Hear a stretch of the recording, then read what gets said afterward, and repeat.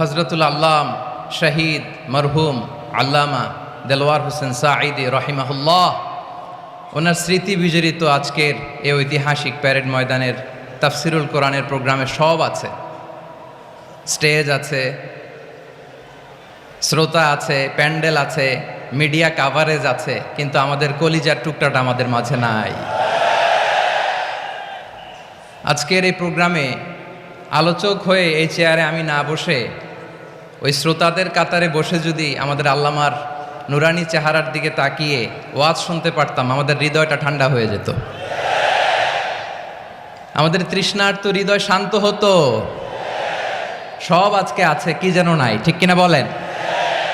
আল্লাহ তাআলা প্রতি 100 বছরে একজন মুজাদ্দিদ পাঠায়, প্রতি 100 বছরে একজন মুজাদ্দিদ, যিনি সমাজকে সংস্কার করেন। আল্লামা দেলওয়ার হোসেন সাঈদী রহিমাহুল্লাহ ছিলেন তেমন একজন মুজাদ্দিদ। চিৎকার করে বলেন ঠিক কিনা? উনি শিরক বিদআতের আস্তানাকে তছনছ করে দিয়েছেন, তাওহীদের বাণীকে সমুন্নত করেছেন, গণমানুষের কাছে তাফসিরুল কোরআনকে জনপ্রিয় করেছেন। আজীবন তিনি ইসলামকে বিজয়ী শক্তি হিসেবে দেখার স্বপ্ন দেখতেন। এত প্রাঞ্জল ভাষা, এত চমৎকার আধুনিক প্রেজেন্টেশন, গণমানুষের কাছে কোরআনের তাফসিরকে এভাবে জনপ্রিয় করে তোলার মতো ব্যক্তিত্ব আল্লামা সাঈদী ছাড়া দ্বিতীয় কেউ এই বাংলার ভূখণ্ডে নাই। এই যে তাফসিরুল কোরআন, এই যে টার্মিনোলজি, এই টার্মটাই উনি আসলে জনপ্রিয় করেছেন। আমরা আগে জানতাম না যে এভাবে তাফসির করা যায়, এভাবে scientific indications of the Holi কোরআনকে মানুষের কাছে পেশ করা যায়, এভাবে এত জীবন ঘনিষ্ঠ করে, এত ইন্টারেক্টিভ করে কোরআনের কথাগুলো মানুষের কাছে উপস্থাপন করা যায়। উনি অন্যায়ের বিরুদ্ধে সবসময় সোচ্চার ছিলেন, প্রতিবাদী কণ্ঠস্বর ছিলেন। ওনার আলোচনা শুনলে দেহের রক্ত টকবক করে ফুটতে থাকতো। আল্লাহু আকবার, আল্লাহু আকবার, আল্লাহু আকবার। He was a strong mouthpiece of Islamic revivalism. Islamic জাগরণের স্ট্রং মাউথপিস ছিলেন আল্লামা সাঈদী রাহিমাহুল্লাহ। অনেক দোয়া পেয়েছেন, আমরা পড়েছি, এমন জীবন তুমি করিবে গঠন, মরণে হাসিবে তুমি, কাঁদিবে ভুবন। গোটা বিশ্বকে তিনি কাঁদিয়েছেন। আল্লামা যখন ইন্তেকাল করলেন, আমি তখন মালয়েশিয়া থেকে যুক্তরাষ্ট্রে একটা কনফারেন্সে যোগ দিতে যাচ্ছি, কাতার এয়ারলাইন্সে। মালয়েশিয়া থেকে দোহাতে নামলাম। দোহায় যখন আমার ট্রানজিট, তখন শুনতে পেলাম যে আল্লামা বিদায় নিয়েছেন। সোশ্যাল মিডিয়ায় শুনে বিশ্বাস করতে পারলাম না। মুহূর্তের মধ্যেই মাসুদ সাঈদী ভাইকে মেসেজ করলাম, উনি কোনো উত্তর দিতে পারলেন না। মাসুদ ভাইয়ের সাথে যখন কোলাকুলি করি, আমাদের শামীম ভাইয়ের সাথে যখন কোলাকুলি করি, মনে হচ্ছে আল্লামা সাঈদীর ঘ্রাণ পাই। শরীরটা লিটারালি কাঁপছিল, নিজেকে মানাতে পারছিলাম না, বিশ্বাস করতে পারছিলাম না যে আসলে আল্লামা বিদায় নিয়েছেন। ইন দ্য মিন টাইম আমার সেকেন্ড ফ্লাইট দোহা টু নিউ ইয়র্ক, 12 ঘন্টার ফ্লাইটে উঠলাম, ইন্টারনেট থেকে বিচ্ছিন্ন হলাম। নামার পরে শুনলাম আল্লাহু আকবার, যেখানে ওনাকে কবরস্থ করার কথা ছিল সেখানেও কবর দিতে দেয়া হয় নাই। ছবিগুলো দেখতে লাগলাম, হাসিমাখা মুখ, হাসিমাখা নিথর দেহটা, মরণে হাসিবে তুমি, কাঁদিবে ভুবন। From east to west, from north to south, the entire globe, গোটা বিশ্ব ওনার জন্য কেঁদেছে, গোটা বিশ্ব কেঁদেছে। কাবার গিলাফ ধরে ধরে মানুষ চিৎকার করেছে।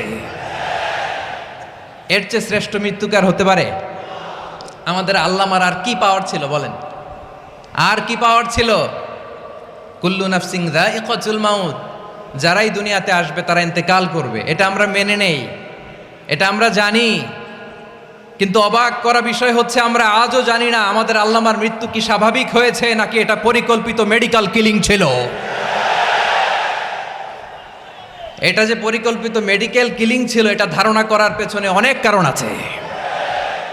তিনি আধিপত্যবাদের বিরুদ্ধে সোচ্চার ছিলেন, ফ্যাসিবাদের বিরুদ্ধে সোচ্চার ছিলেন, রাজনৈতিক প্রতিহিংসার শিকার ছিলেন। এজন্য এটা মেডিকেল কিলিং হতে পারে এ ধারণা আমরা করতেই পারি। আওয়াজ করে বলেন ঠিক কিনা? যেই সময়টা আমরা কাটাচ্ছি, এত সুন্দর সময় বাংলাদেশ আর পাবে না। আমাদের জন্মের পর থেকে এরকম চমৎকার সময় আমরা পাই নাই। এটাই আসল সময়। আমরা ইন্টারিম গভর্নমেন্টের কাছে দাবি জানাই, উচ্চতর তদন্ত কমিটি করে এটা কি হত্যাকাণ্ড ছিল নাকি স্বাভাবিক মৃত্যু ছিল, এই রিপোর্ট গণমানুষের কাছে প্রচার করে জানাতে হবে। এই দাবির সাথে কি সবাই আপনারা একমত? কারা কারা একমত হাত তুলে দেখান।